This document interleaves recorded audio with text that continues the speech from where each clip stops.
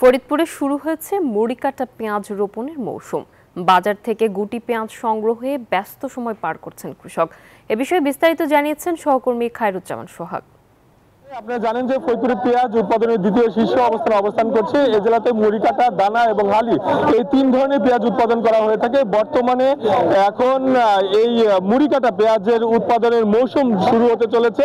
আমি এই মুহূর্তে দাঁড়িয়ে আছি ফরিদপুরের বোয়ালমারী উপজেলার সাতর ইউনিয়নে, যেখানটাতে এই মরিকাটা পেঁয়াজের যেই বলা যায় যে ছোট গুটি পেঁয়াজ, সেই গুটি পেঁয়াজটি এখন বাজারে উঠেছে। আর এই পেঁয়াজ কিনতে দূর দূরান্ত থেকে মানুষ আসছেন। আপনারা জানেন যে এই জেলার পেঁয়াজ দিয়েই কিন্তু দেশের অর্ধেক চাহিদা পূরণ করা হয়ে থাকে, যার কারণে অন্যান্য জায়গা থেকে এই মরিকাটা পেঁয়াজের যে গুটি পেঁয়াজ, সেই গুটি পেঁয়াজটি ছোট, এই পেঁয়াজটি লাগানোর পরে 2 মাস পরে কিন্তু বড় আকারে পেঁয়াজ হবে। আর সেই পেঁয়াজটি উঠিয়ে কিন্তু বাজারজাত করা হবে, এমনটাই কিন্তু আমরা জানতে পেরেছি। আমরা একটু কথা বলতে চাই কৃষকদের সঙ্গে।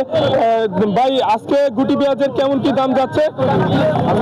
আমার কাছে দাম 2300 টাকা বললো, এখন কত কি দেবে তা তো তো হয় না। ভাই, কেমন কি দাম হলে দামে কেমন পাচ্ছেন আর আপনাদের চাহিদা কি? 3000 টাকা 2000 টাকা করে হওয়ার দরকার।